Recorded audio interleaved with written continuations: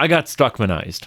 That's the best way to put it. Shout out to this commenter for coming up with that, because I'm not clever enough to do so myself. So if you somehow missed it, I made a video talking about Chris Stuckmann, a YouTube movie reviewer turned filmmaker who has acted a little shady with some of the sponsorships that he's taken, and I made a video just kind of talking about it. I went through his entire career as a content creator from way back in the day to modern day. And to be honest, I didn't think anything was all that wrong with that video. I just assumed it would be another one of my, creator deep dives where got some eyes on it, but nothing crazy. It proceeded to be one of my most successful videos, and I am insanely proud of it. I am insanely happy with the positive reception around it. Sincerely, thank you all so much for the support. I posted the video on Friday, had a great weekend with my family, and then Monday morning I wake up for work, 6 a.m., and I get an email from YouTube saying that the video has been age restricted and demonetized.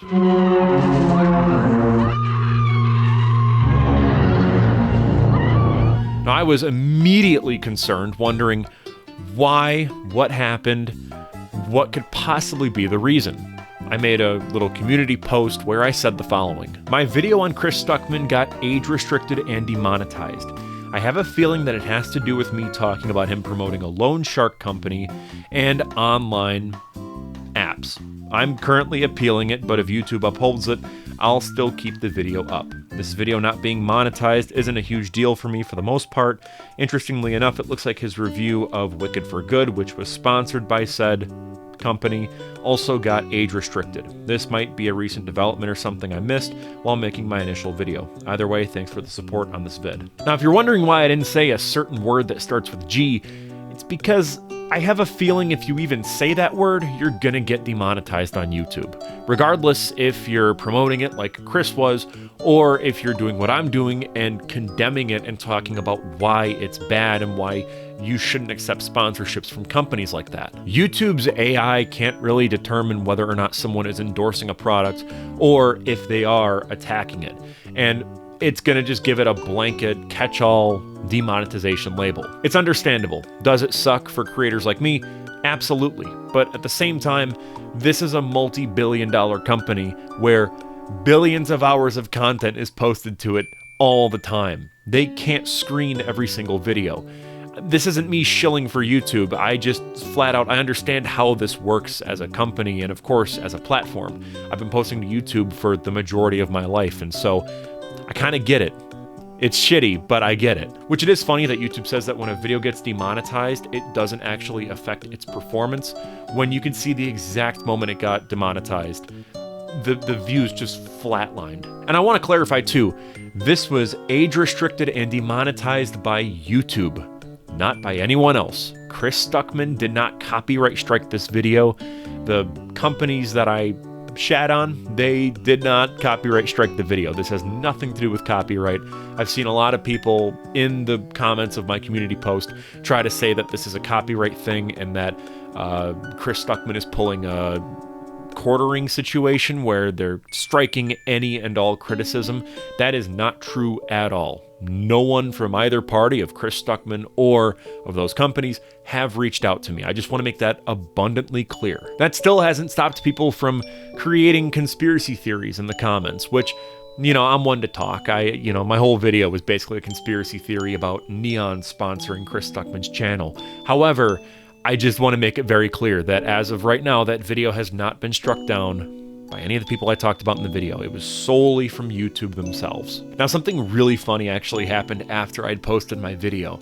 If you're unaware, if you go to the About tab on my YouTube channel, you'll see that there's a business email address where you can email me, reach out for any collaboration opportunities or what have you. Now, for the most part, this email address, it's completely useless. 9 times out of 10, it's some scammer trying to get me to buy their SEO optimization strategy, or someone trying to get me to pay them to edit my videos, and it's a madhouse of nothing but pure scammers. But of course, there are some positives in there. For example, the people that made Excitio, the kaiju simulator game on Steam, they gave me a Steam key just to play the game on stream, and that was awesome. It's one of the few reasons why I actually have an email address in there. What's funny is A company reached out. I'm not going to say what company, but they make furniture. And they were like, hey, we loved your recent video. We would love to sponsor you. Here's what we have. Here's our integrations. Here's what we want to do. Did you actually watch the video? Because in that video, I lambast sponsorships in YouTube videos because it's like, I hate it. And it was a big part of that video. I don't know. It was really funny to me. It's like, you clearly don't actually watch my content, so why would I ever want to work with you? Something else I want to address from that Chris Stuckmann video that a lot of people in the comments were talking about, and I kind of want to just say my piece and move on.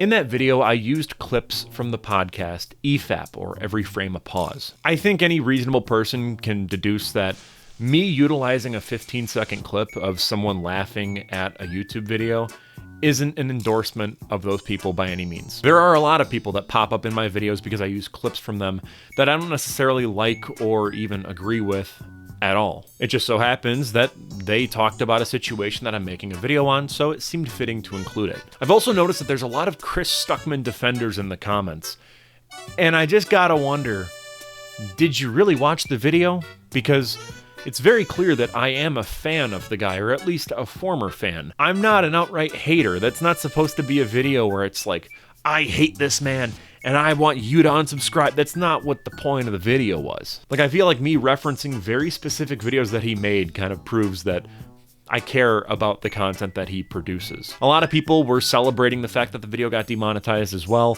with some people saying you shouldn't be allowed to profit off of his name and likeness. And I have to wonder, have you ever been on YouTube before? That's all this platform really is now.